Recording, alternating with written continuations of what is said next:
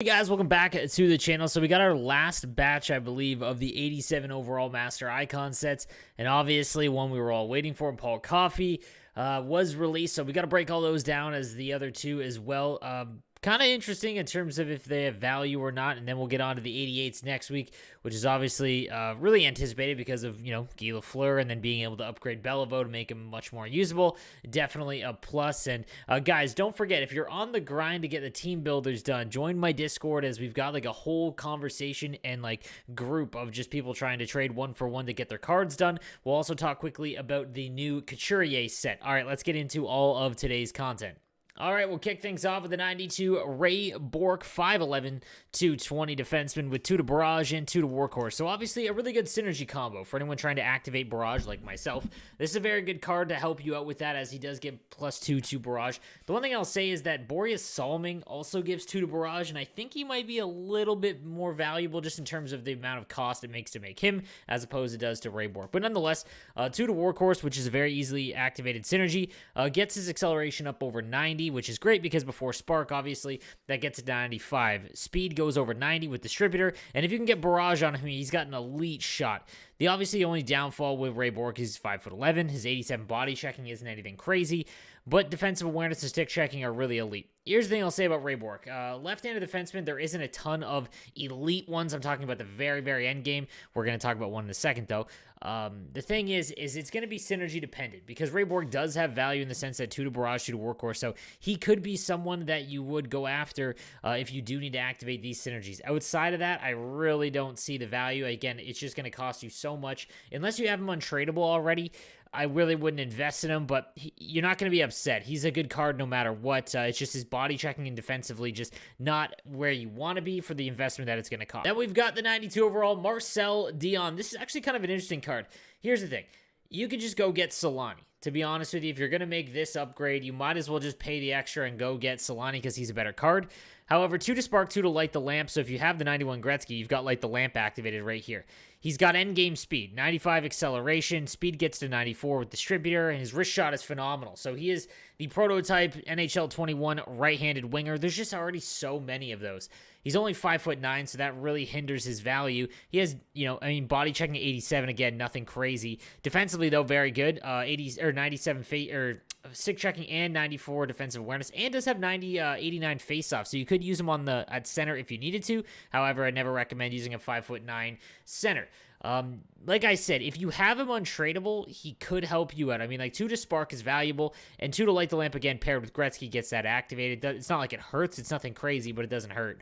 But again, if you're looking in terms of value, I would just rather go and get Solani than Marcel Dionne. I think he's just a more complete player. But nonetheless, Marcel Dionne is a good card. And then finally, the 92, we were all waiting for the 92 Paul Coffey. So 2 to Distributor, 2 to Thief. Thief is still useless on this card, but nonetheless, it does help activate it. You don't need as many if you are trying to get it activated somewhere else among your centermen. 93 speed is good. 95 acceleration is awesome. Swarm will get him up to 95 agility. Puck control, passing, all of that's great. His shot is 95. That's elite. And then stick checking, defensive awareness 96, 95, and body checking 89. This is a great card. If you have the untradeable Paul Coffey, you should make the upgrade. If you do not have the untradeable Paul Coffey, I would not go out and chase him, because you could just go out and get OEL, the 93 flashback one, who in my opinion is still better. For around the same price, maybe even a little bit less than it would cost you to make Paul Coffey or buy him. So if you do have him untradeable, I would go get him. I would not do the 87 overall set to try and get the 87 and then make him. Like I said, this is for the people that were lucky enough at the beginning of the game to get the 87 Paul Coffey. He's a very good card. Don't overthink it. If you have the untradeable, for sure do. It just, if you don't, go get OEL in my opinion. But phenomenal card all the way around, and one of the better left-handed defensemen in the game. Guys, like I mentioned earlier, there are new fantasy hockey sets. So we had mentioned in the Discord and talked with EA about the fact that, the problem right now is that, the 78 Philip Myers is the rarest card in the entire game, and that's just brutal. And you compound the fact with you need Philip Myers to make, the 98 Taves, the Ginla, or Phil Housley, makes it even worse because this card just does not exist. So they did come out with an alternative. However, in my opinion, it's the exact same issue, because it costs 81 Palat and Malkin, which don't make any sense to me. I'm not really sure of the connection between these two cards.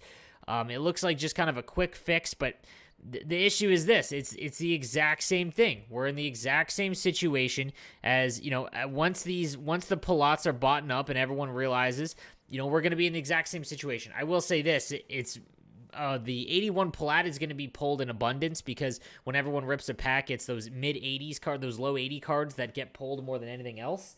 Even more than the lower overall ones. And then Malkin, same kind of thing. Like, he's going to be harder to pull just because it's harder to pull a Malkin, but there's going to be see, like, it's already gated. Like, this is the exact same issue. So I'm not super thrilled, but it is an alternative if you have them. That is an alternative other than getting the 78 Philip Myers, but nonetheless, I want to show you guys that because it is, like I said, an alternative route to getting the new Sean Couturier. Need to also mention there is another Mark Stone upgrade as well. Requires Ryan O'Reilly and Robin Leonard. Again, those cards are a little bit more in abundance on the market, but again, because Leonard is required for the trade-in, that's going to be tough because a lot of people are going to use it to make the Vegas one. And then Ryan O'Reilly, again, over an 83. It's a little bit more difficult to pull, but it does give you an alternative to the Mark Stone set. So I just thought I'd let you guys know that. Be on the lookout. Make sure you hold on to those cards until either the price range is lifted or something, because if you're going to sell them, make your bank on them. But yeah, just kind of the same issue that we're already in, but at least we have more options now.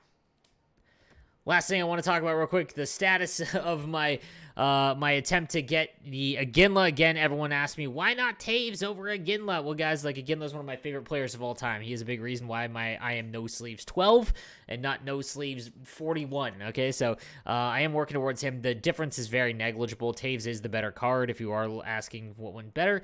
But yeah, I am working. I've got 11 done, so I'm trying to get about 3 a day. But again, join the Discord if you are looking to help each other out, as we are all just trying to, you know, find the cards that we need and move on. So I thought I'd let you guys know that. But regardless, thank you for watching today's video. Let me know what you think in the comment section down below. And please subscribe for daily NHL content. I'll see you tomorrow. Have a good one, boys.